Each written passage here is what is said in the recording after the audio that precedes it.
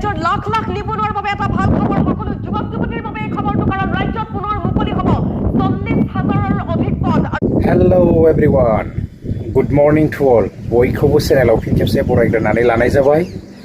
लोगोफोर गोदान मोनसे भिडिअ लानानै फिन खेबसे आंनि चेनेलाव आङो फैफिनबावनाय जाबाय। थ' जायफोरा गोसो नायलांनो हागोन गोसो गैयैफ्रा नायाब्लाबो जागोन आरोना। लोगोफोर बिदिब्ला जागायलांदिनि। जोङो मिथिनो मोनखादों जोंहा बाजेटआबो जानानै थांबाय आरो जोंहा दाखालि एडिआरइ ग्रेड 4 आरो ग्रेड 3 नि रिजाल्टआबो जानानै थांबाय। थ' गोबांफोरा मोननो हायासै आरो गोबांफोरा मोनबाय जानांगौ ना। थ' आरो अरेलफोर थाबावगोन दुखु जानानै आरो जेबो लाब गैलाना। थ' जोंहा मैयाहाय बेबायदिनो आरो बाजेट जानानै थांबावबाय। थ' बे बाजेटआवहाय बेबायदिनो आरोबाव 40,000नि सायावहाय ना बेबायदि भेकेन्सिफोर ओंखारगोन। थ' माने आसामाव खालियानो थानाय नङा आरो जायगा ना। जेरावबो आसामाव खना खनला माने बेबायदि साकरिफोर जाजोबगोन। थ' जायफोरा एलिजिबोल मोनगोन आरो टेलेन्ट थानायफ्रा मोनगोन आरोना गोबांथार चान्स। थ' एप्लाइ खालामदो वेबसाइटआ गेवोब्ला ना मोजां मोनसे बाजेट फैलायबाय। थ' 40,000याबो धेमालि नङा। थ' गोबांथार पस्ट ना जायफ्रा टेलेन्ट थानाय सहसावनो मोननो हासिगोनलाय। टेलेन्ट गैयिफ्राथ' आरो मोनखानाय नङा सहस नङा ना।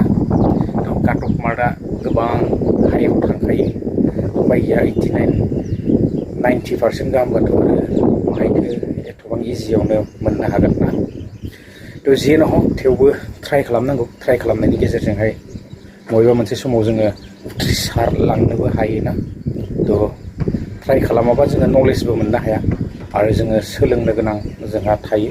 थ' मोननाय मोनैया उननि बाथ्रा ना। जियानो हक लोगोफोर आङो बारा बेबायदि गोलाव खालामबाय थानो सानाखै आरोना।